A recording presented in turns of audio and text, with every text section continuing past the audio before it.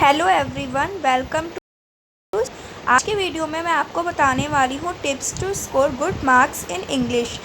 Basically ये video class 9th and 10th के students के लिए है। स्पेशली इन स्टूडेंट्स के लिए इसलिए है क्योंकि हमारे पास जब मैथ्स एंड साइंस जैसे सब्जेक्ट होते हैं तो स्टूडेंट्स लैंग्वेज जैसे सब्जेक्ट्स पर ध्यान नहीं देते हैं, जिसकी वजह से उनकी परसेंटेज काफ़ी ज़्यादा डाउन हो जाती है।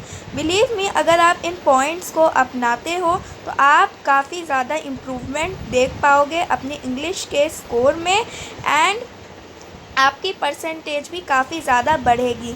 तो चलिए हम स्टार्ट करते हैं and these are the topper tips that today we are going to discuss. So point 1 is study give time to the subject. अगर आपको इंग्लिश में अच्छा स्कोर करना है तो आपको इसको टाइम भी देना पड़ता है, टाइम भी देना पड़ेगा। तो सवाल ये उठता है कि अगर हम इंग्लिश ही पढ़ेंगे तो बाकी सब्जेक्ट्स को कब ध्यान देंगे।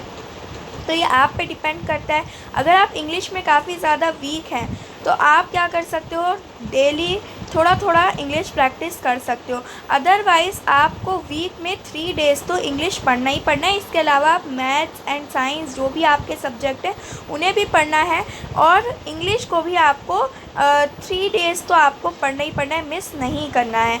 डिपेंड आप पर भी करता है आप कितनी जल्दी कैच अप कर सकते हो। लेकिन ऐसा नहीं है कि आप बिल्कुल पढ़ ही नहीं रहे हो, एग्ज़ाम टाइम पर बस आप समरी देखकर चले जा रहे हो, ऐसे में आपके मार्क्स अच्छे नहीं आ पाएंगे। तो आपको 3 to 4 डेज़ इंग्लिश को देना पड़ेगा। ठीक है बच्चों, तो पहला पॉइंट आपको क्लियर हो गया होगा कि आपको स्टडी करना पड़ेगा इंग्लिश को, आपको इसको टाइम देना पड़ेगा।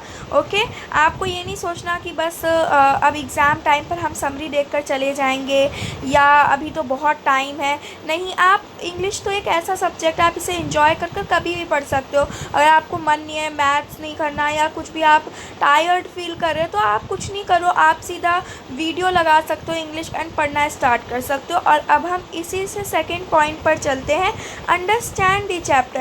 जब आप इंग्लिश लेकर बैठ रहे हैं, कोई भी चैप्टर आप है, सबसे पहले आपको चैप्टर को समझना है। अब आपको इस पॉइंट को ध्यान से समझना है। इसका मतलब ये नहीं कि बस आप समरी पढ़ लो और हो गया काम, बिल्कुल नहीं। अगर आप ऐसा करोगे आपके मार्क्स नहीं अच्छे आ पाएंगे, क्योंकि जब आप एग्ज़ाम में जाओगे आप क्वेश्चंस को देखोगे तो आपको पता चलेगा कि ये समरी से नहीं पूछा गया, चैप्टर की बीचों बीच में से, डेप्थ में से पूछा गया है। तो इसके लिए आपको चैप्टर को अच्छे से समझना है, लाइन बाय लाइन एक्सप्लेनेशन देखना है। यूट्यूब पे आपको ऐसी वीडियोज़ भी मिल जाएंगी जहाँ पे केवल समरी बता रहे हैं, लेकिन ऐसी वीडियोज़ भी मिलेंगी जहाँ पे डिटेल में बताते हैं, लाइन बाय लाइन एक्सप्लेनेशन मिल जाएंगी आपको। तो आप वो वीडियोस के थ्रू चैप्टर को समझ सकते हो। और बहुत जल्द मैं भी इस चैनल पे स्टार्ट करने वाली हूँ जिसमें मैं आपको डिटेल में चैप्टर को समझाऊंगी बहुत इजी तरीके से। तो आपको सबसे पहले चैप्टर समझना है और डिटेल में समझना है, समरी नहीं देखना। पहले दूसरा पॉइंट आपको क्लियर हो गया। ठीक है, अब हम आते हैं थर्ड पॉइंट पे, रीड द चैप्टर। जब हम वीडियो देख लेते हैं तो हमें लगता है कि अब तो हमने डिटेल वीडियो देख लिया, अब चैप्टर पढ़ने की क्या ज़रूरत है। लेकिन चैप्टर पढ़ना बहुत ज़रूरी होता है। अब चैप्टर पढ़ना क्यों ज़रूरी होता है, क्योंकि जब एक बारी आप चैप्टर पढ़ लेते हो ना, तो इससे एक बारी तो आपको पढ़ना नहीं है चैप्टर, आपको कोशिश करना है कि आप 1 से 2 बारी चैप्टर को रीड आउट करें। जब आप चैप्टर पढ़ते हो तो वो जो चैप्टर में वर्ड्स लिखे होते हैं आप उनको आपके माइंड में वो वर्ड्स आने लगते हैं। तो जब आप क्वेश्चन आंसर्स करते हो, जब आपको स्कूल में आंसर्स फ्रेम करना होता है, तो आपके माइंड में वर्ड्स कहाँ से आए, हमें समझ नहीं आता कि चलो हमें ये आंसर लिखना है। ठीक है, आप बनाकर आंसर लिखते हो ना, लेकिन आपको समझ नहीं आता है कि हम आंसर लिखें कैसे, राइट। वो वर्ड्स नहीं आते हैं माइंड में, तो वो वर्ड्स कैसे आएंगे जब आप चैप्टर को पढ़ोगे। चैप्टर को जितनी बारी आप रीड करोगे आपके माइंड में कीवर्ड्स जाते रहेंगे।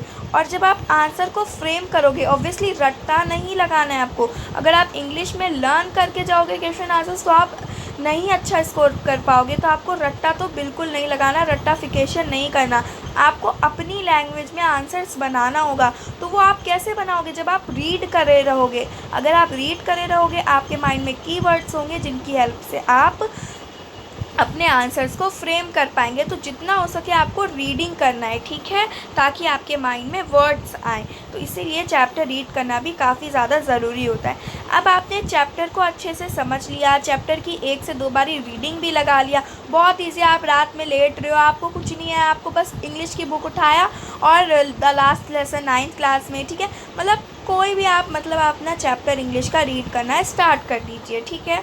ईजी है, इससे आपकी रीडिंग स्किल्स भी इम्प्रूव होगी। और नेक्स्ट पॉइंट है हमारा इम्पॉर्टेंट क्वेश्चंस। अब आपने अच्छे से चैप्टर पढ़ तो लिया, लेकिन आप इम्पॉर्टेंट क्वेश्चंस नहीं प्रैक्टिस करके गए, तो आप एग्ज़ाम में कैसे कर पाओगे।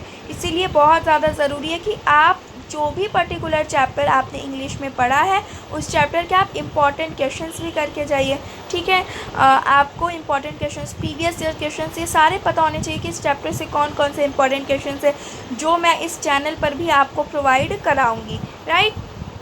लास्ट पॉइंट है आपको test and revision.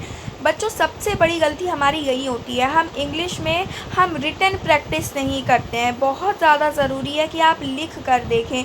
Believe me, आप मेरी बात पर यकीन करिए बच्चों, अगर आप एक बार ही लिखते हैं अपने आंसर को खुद से, क्योंकि रटना हमारे लिए पॉसिबल नहीं है। अगर आप इंग्लिश में क्वेश्चन आंसर्स रट के जा रहे हैं तो आप अच्छा स्कोर नहीं कर पाएंगे। आपको अपनी लैंग्वेज में बनाना होगा, और आप सीधा पेपर में अपनी लैंग्वेज में बना रहे हैं, यानी आपने पहले से प्रैक्टिस नहीं करा, लिख कर नहीं देखा उस चीज़ को, क्वेश्चन आंसर्स की प्रैक्टिस नहीं करें, टेस्ट नहीं दिए, ठीक है, सेल्फ टेस्ट नहीं किया, तो बहुत फिर आपको पछताना पड़ेगा, क्योंकि आप आंसर फ्रेम अच्छा नहीं कर पाओगे। तो इसीलिए रिटन प्रैक्टिस भी आपको करनी पड़ेगी, आपको टेस्ट देना पड़ेगा, और आपको चैप्टर रिवाइज़ करने पड़ेंगे, जिससे कि आप भूलो ना, ठीक है। और इन सारी चीज़ों में मैं आपको हेल्प करने वाली हूँ। इस चैनल पे 1 बाय 1 मैं इंग्लिश से रिलेटेड और भी सब्जेक्ट से रिलेटेड वीडियो डालूँगी। इंग्लिश तो आपको बिल्कुल अभी घबराने की ज़रूरत नहीं है, अच्छे मार्क्स, आप बहुत अच्छे मार्क्स स्कोर कर पाओगे इंग्लिश में।